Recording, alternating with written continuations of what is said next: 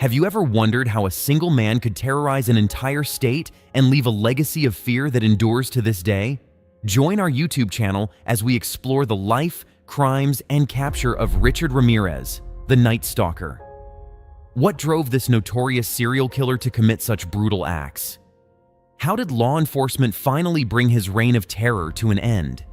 Stay tuned as we uncover the dark story behind one of America's most infamous killers. In the dark annals of American crime, the name Richard Ramirez stands out as a symbol of unrelenting evil. Dubbed the Night Stalker, Ramirez left an indelible mark on California with a spree of violence that terrorized the state from the spring to the summer of 1985. His brutal crimes, characterized by murder, rape, and satanic rituals, shocked the nation and left an enduring legacy of fear and horror. Born Ricardo Leyva Munoz Ramirez. On February 29, 1960, in El Paso, Texas, Richard Ramirez's early life was marred by violence and instability. The youngest of 5 children to Mexican immigrants, Mercedes and Julian Ramirez, Richard's formative years were plagued by frequent head injuries, including a significant trauma at age 5 when a swing knocked him unconscious, leading to epileptic seizures. During his adolescence, Ramirez was profoundly influenced by his older cousin, Miguel, a Vietnam War veteran. Miguel shared gruesome stories of his wartime atrocities, complete with photographs of tortured and mutilated Vietnamese women. At the age of 13, Ramirez witnessed Miguel murder his wife, a traumatic event that further twisted his psyche. Miguel was declared not guilty by reason of insanity and was released from custody after 4 years. Dropping out of school in the 9th grade, Ramirez's descent into criminality began with minor offenses, such as marijuana possession in 1977. By the early 1980s, he had moved to California, where his crimes escalated. He developed a cocaine addiction and an obsession with Satanism, leading to increasingly violent behavior. His arrests for auto theft in 1981 and 1984 marked the beginning of his deeper plunge into a life of crime. Ramirez's transformation into the Night Stalker began on June 28, 1984, when he committed his first known murder. His victim, 79-year-old Jenny Vincow, was sexually assaulted, stabbed, and killed during a burglary in her home. This gruesome act set the tone for a series of violent crimes that would horrify California. After a 9-month hiatus, Ramirez struck again on March 17, 1985.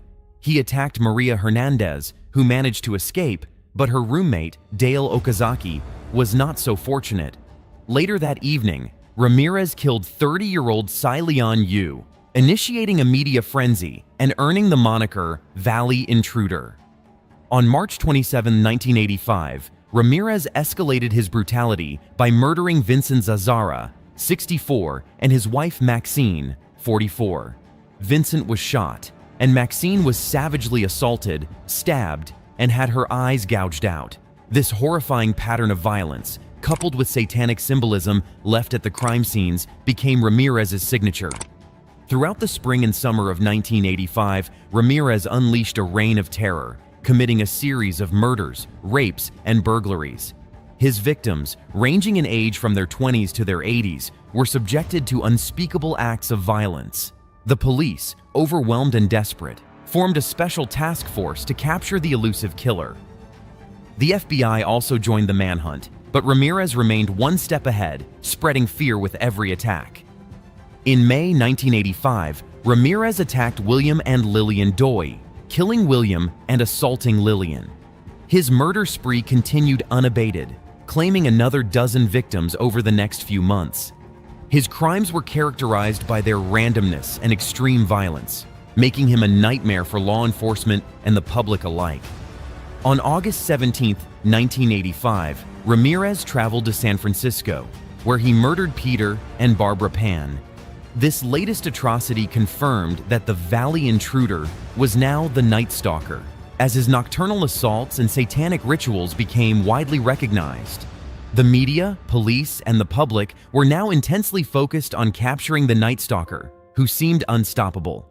Ramirez's capture came on August 31, 1985, after a series of critical errors. He was spotted outside a home in Mission Viejo, where he left a footprint that was identified by a witness who also noted his car and license plate. After attacking another couple that same night, leaving one dead and the other providing a detailed description, Ramirez's days were numbered. His abandoned car was found with enough fingerprints to make a positive identification, and his criminal record quickly surfaced.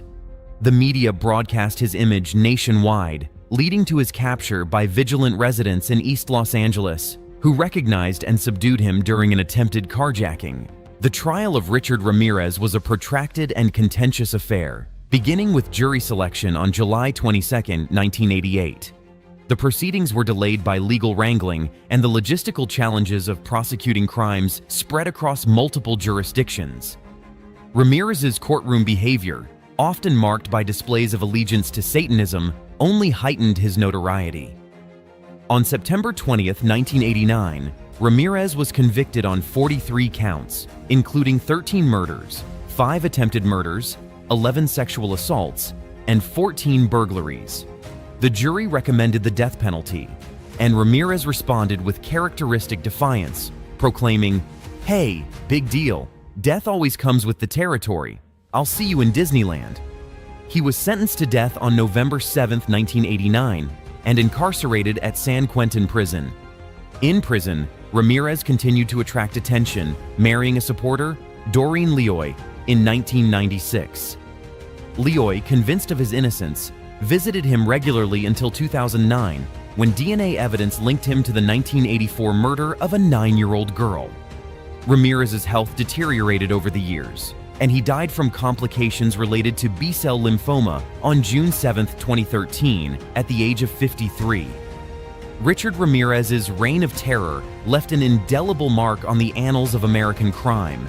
His horrific acts of violence and unrepentant demeanor make him one of the most notorious serial killers in history, a dark figure whose legacy continues to haunt the memories of those who lived through his nightmarish spree.